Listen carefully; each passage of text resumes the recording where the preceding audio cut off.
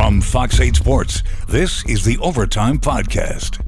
From the Gulf Coast studios in New Orleans, this is the Fox 8 Overtime Podcast. I'm your host, Sean Fazende, riding shotgun as he does each and every podcast. It's Andre Johnson. Jr. And not forget the Junior. Very important, remember the JR at the end of the name. Before we get into today's content, sure to like, to share, to rate, to review. If you are watching us on YouTube, please do us a favor. Hit that subscribe button. Get the bell notification.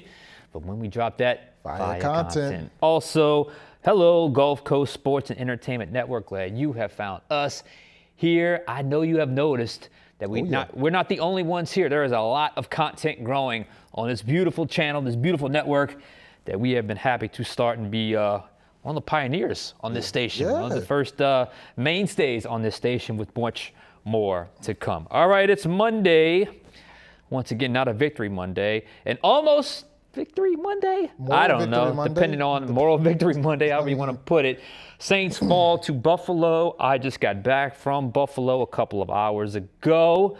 I will share a few stories from Buffalo before we get into it. But first things first, how you feeling today? I'm feeling good, like I said, the Saints did better than expected, I guess, on Sunday. Yeah. You were there, a very unique experience, because Buffalo isn't your typical football city. I got to say, I love the people there. The fan base is great.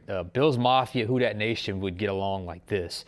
And from what I understand, there was a lot of Saints fans there to interact with the Bills fans, and they were kind of talking back and forth about that very thing. A lot of Saints fans are pulling for Buffalo. I'm kind of pulling for them after the way, just kind of the way that whole thing's built and the way the whole thing is set up, just with their fan base. And it's got a small town feel to it, college town feel to it.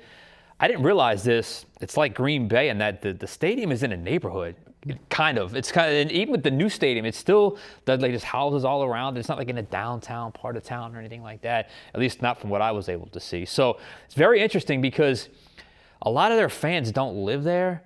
So, for instance, the Buffalo airport rental car, I've been renting cars for the last 12 years since I've been, on the road. Yeah. They were sold out because of all the, not away fans, a lot of home fans that fly in. Wow. Hotel, nothing but Bills fans. The drive over, you saw the fiasco we had Sunday morning. Yeah. I was on time, my photographer was not, because the Uber said a 18-minute drive to the stadium. Ended up being an hour and 40-minute drive to the stadium. So you see the dilemma we were at, because it was they've been tailgating and partying and the traffic getting to the stadium. It was something else. So if you ever get a chance to do it, I highly recommend it. I don't know when the next time they'll play.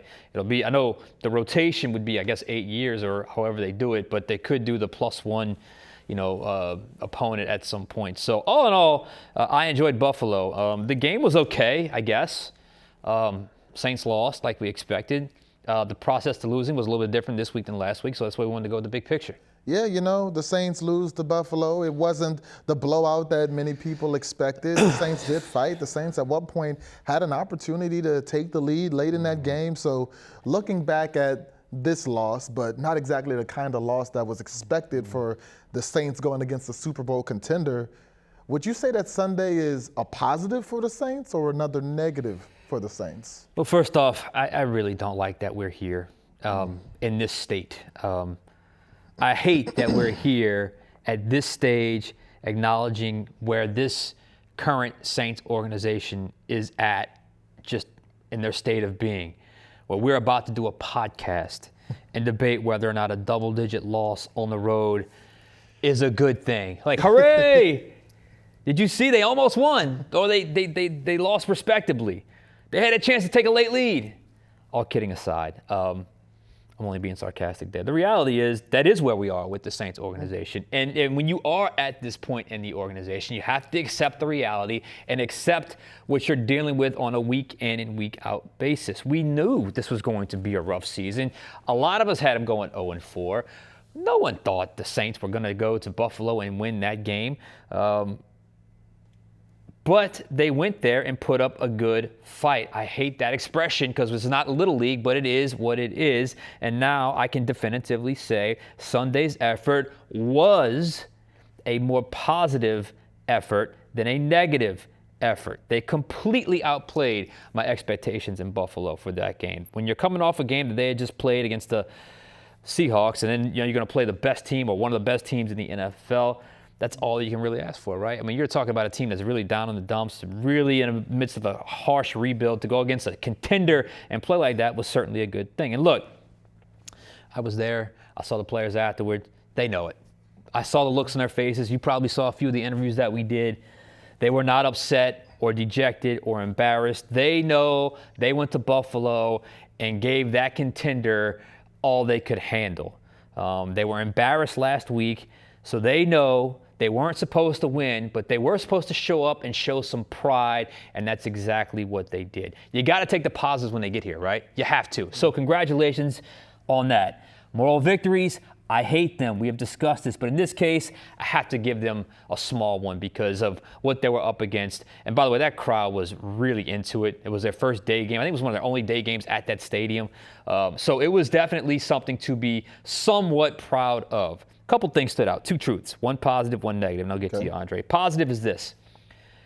When you play smart, clean, disciplined football, avoid penalties, and run the ball effectively, you give yourself a chance in every game, including on the road against an undefeated Super Bowl contender. You can hang with anyone, like you just did with the Buffalo Bills. Like I said, a legit Super Bowl contender. The Saints are not good enough to overcome 11 penalties in a game like the Bills are. The Bills are good enough. The Saints are not. But they are good enough, the Saints I'm talking about, to hang with the contender if they avoid penalties and pound the rock. I guarantee you this, Andre.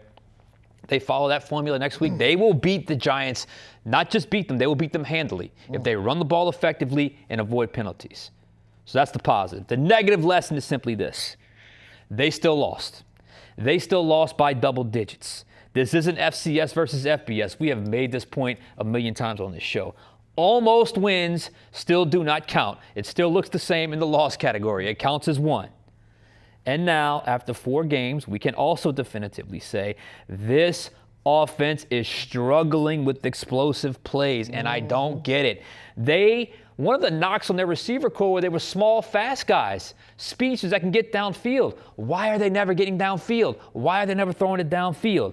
That is a problem. When I went back and watched, I counted 3 times where Kellen Moore dialed up a shot play, and Spencer Rattler probably could have cut it loose, but came off of it a little quick and either ran it or checked it down.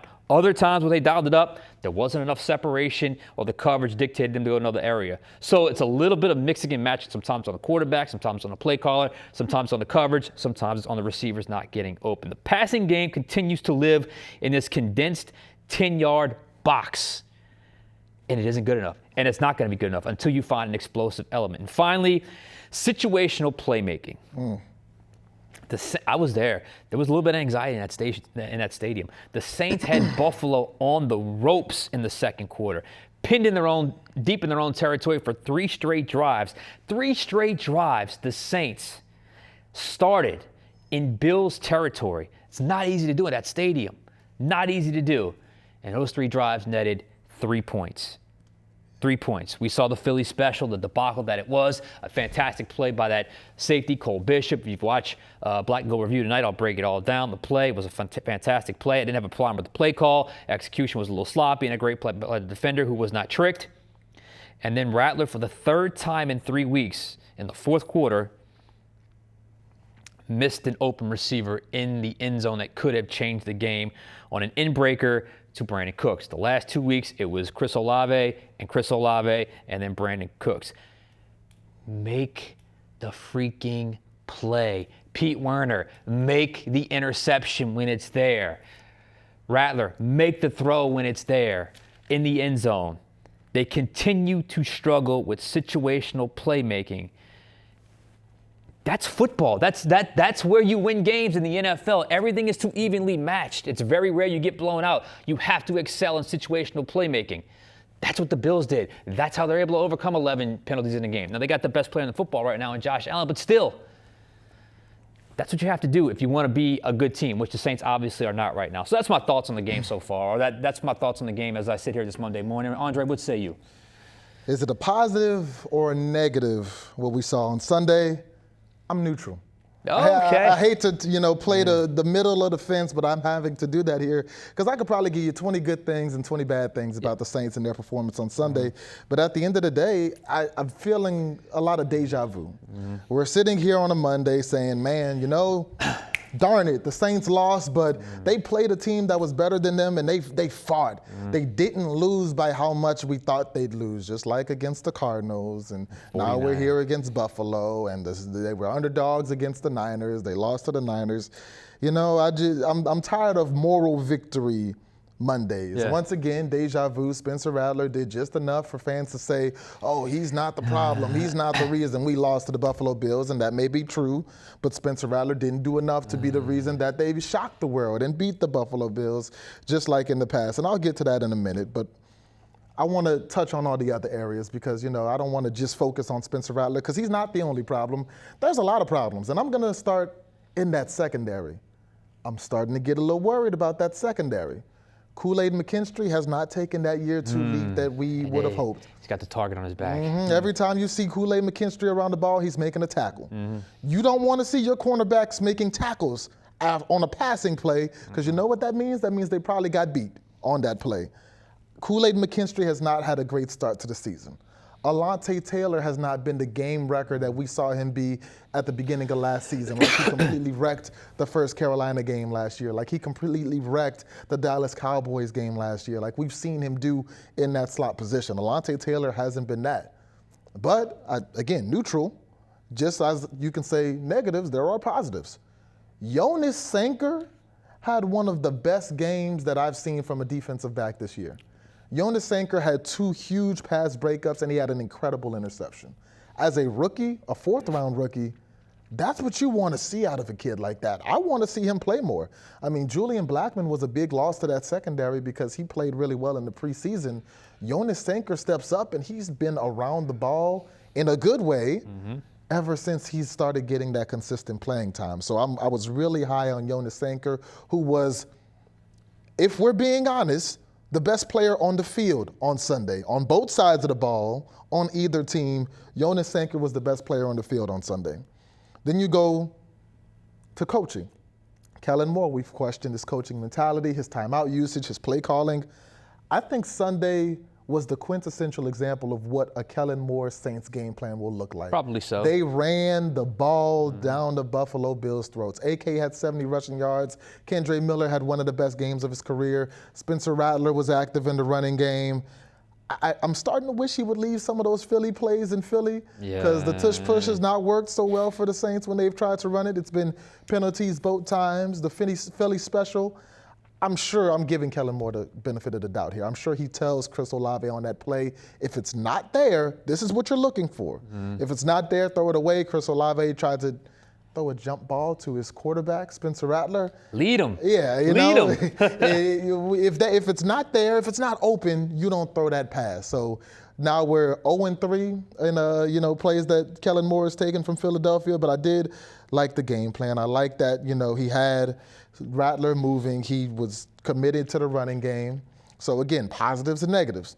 Offensive line, I wasn't super impressed by them in their debut as the starting 5, the 5 guys that you would have considered to be the best offensive line until Cesar Ruiz went down. They did have 189 yards on the ground. That's good. That's what they're built for. But 165 of those 189 yards came after contact. That was a lot of Alvin Kamara and Kendre Miller being really good players and less of the offensive line creating great holes for them to run through. Spencer Rattler also pressured on 36% of his snaps. A third of his dropbacks he's pressured on. So I wasn't, super impressed by the offensive line, but that's a unit you want to see, work together. And last but not least, the thing that has plagued this team and this offense, lack of timely plays. Week 1, it was 4th and goal against Arizona in the red zone. You throw it out of bounds, you don't give Chris Olave a chance. Week 2, 2 opportunities to beat the 49ers.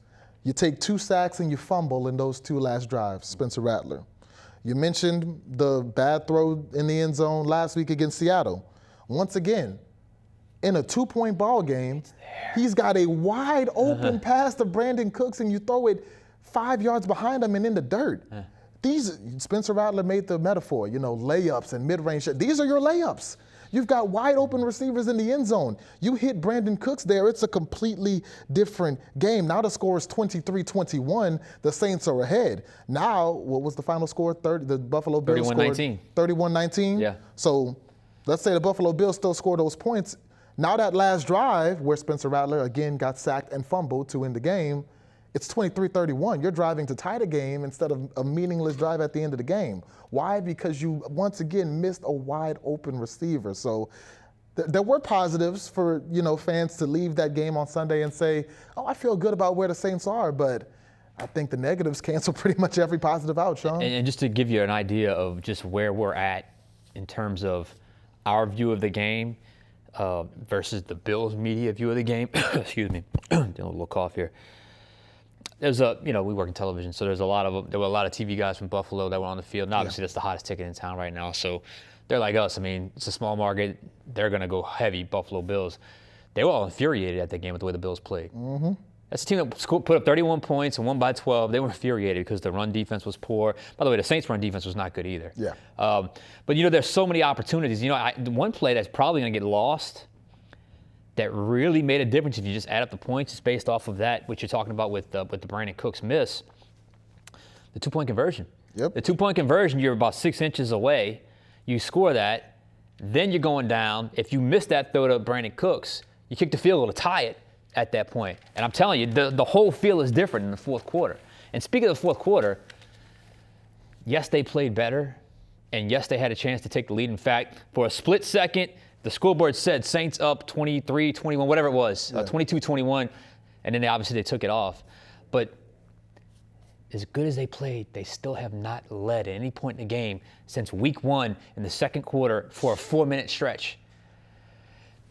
It's where they are right now, and this is. I guess where I'm at with is maybe perhaps the bottoming out has already happened, and maybe you're on the swing back up. I sure hope so. I think most fans understand where they are. Definitely most media understand where they are. I think inside the locker room there's a realism of where they are, while at the same time a want to play better and win games because obviously they're professional. I guess what's more frustrating is you have these opportunities, you're not able to capitalize.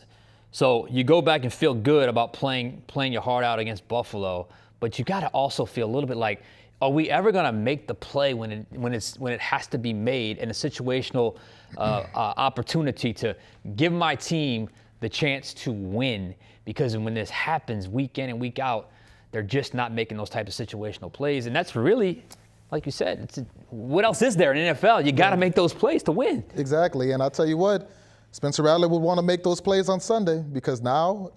I don't want to keep saying this, but you can't help it when you talk about the Saints and this quarterback and their situation. He's 0-10 as a starter now. Jackson Dart, the quarterback that's coming in the Dome on Sunday, just started his first game against a very good Chargers team that I believe was undefeated coming into Sunday. Yeah. Jackson Dart lost his number 1 receiver. Jackson Dart is on a very talent dry. Yeah. They're not good. I was trying to say it a nice way. The Giants are not a good football team, just like you could say the Saints aren't a good football team. He lost Malik Neighbors, his number 1 receiver in the game. He had every excuse, just like y'all give Spencer Rattler, to lose that game and say the game wasn't on Jackson Dart. Jackson Dart on a winless Giants team found a way to get a win against the Los Angeles Chargers by making timely plays. He played well when they needed him to. That's what it's boils down to. Now Jackson Dart walks into the Dome. Mm-hmm. If Spencer Rattler doesn't outplay and beat Jackson Dart in the Dome on Sunday, he drops to 0-11 as a starter. I think the cries for Tyler Shuck are going to get louder and louder and louder because at that point you've given the guy 11 chances, 12 if you count the game he didn't start but came into. I think if you give Tyler Shuck 11 games, he'd probably win one of them. Yeah. Find some way somehow to win one of them. So Spencer Rattler, the clock's ticking, man. I know the losses are not all on you, but at some point you've got to make one of these timely plays and get a win because you don't want to keep. Nobody wants this 0 in the win column for much longer. And look, honestly, we said it many times, and I, just based off of feel and conversation, the tide is starting to turn. Like the public feel, or like sort of the public opinion, or the fan base that was a diehard Rattler fan base, and I think it's still very much there. Well, The things that kind of liked him and just wanted to see how he's doing, or see what he can do. I think that kind of, yeah, okay, that's cool. I think they're starting to sway in the other direction. I mean, I got a couple text messages last night after the game ended. It's like, is this still going to go on? I mean, how long are we going to do it where he's just good enough to do this, just good enough to do that, but never great enough to actually win a game? So, look, we said it many times. I mean, how many fifth-round picks even get 11 chances? And the opportunity to go winless in first 10, and we'll see what happens in Week 11. So, I think I have no idea if they're going to bench him this week. I doubt it. Didn't feel like it. I think the scenario we foresaw played itself out. Just good enough to not be the reason they lost, the main reason they lost, but when the chances are there, the plays are just not being made, just coming up short. But if you have a winnable game at home against a rookie quarterback making his first road start, and you're not able to outplay that player and get a win, I think at that point you probably make the call to move over to the rookie Tyler Shough. Especially a rookie that the Saints could have drafted. A lot of Saints fans wanted them to draft. They passed on Jackson Dart. We'll see how that ends up working out. But we do have good news. Yeah. Announced by Kellen Moore today, Foster Moreau and Taysom Hill are expected to return to practice this week. Neither has played all season. Sean, with the return of Foster Moreau, but especially the return of one of the most dynamic and unique players in the history of the game in Taysom Hill, how much could that help the Saints? We're talking about a shot of life. I mean, Taysom is that. I mean, there's some games where you just let him go, and he just takes over and wins the game for you. I mean, he's got that type of capability. No one else on the team is a game breaker, and he's coming off a major injury. Hopefully he's still got it. I'm very curious to see. I know that's sort of a window of time you can start practicing. Doesn't have to necessarily play this week before they have to make a roster move. So we'll see if he's trending towards playing this Sunday, or maybe he takes this Sunday off. Maybe they give him a couple of weeks of practice before he plays.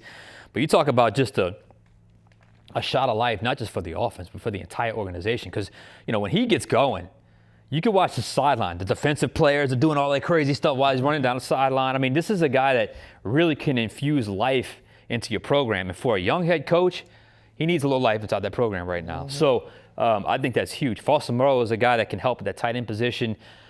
Once you get that group is really limited. I mean, that group is really limited. I mean, Juwan is obviously playing competent football, but I think he's not going to top end tight end. He's your number one. And behind them, I think you have a couple guys that are probably more tight end threes. They're having them mixed in to be tight end twos.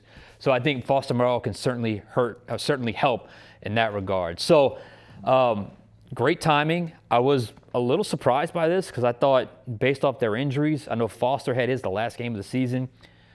Taysom's was during the Rams game, so that was in December, and I knew their injuries were pretty severe, so I was thinking November. Right. So for the start of October to get them back on the practice field, even if they don't play right away, I think is a huge boost for the Saints organization, just the psyche, because now you got a guy that can take over, that can put the cape on if he has to, and help you win a game. It's just a matter of, okay, we saw Kubiak's vision for Taysom. We knew Carmichael and Peyton's vision for Taysom. What is Kellen Moore's vision for Taysom? I'm going to be very curious to see what that ends up being once he finally gets back on the football field. I'll tell you what, that NOLA special would have gone a lot differently if it's Taysom throwing that of course. pass instead of Chris Olave, So, but I think the biggest, plus to having Taysom back, you talked about it at the beginning of this episode, explosive plays.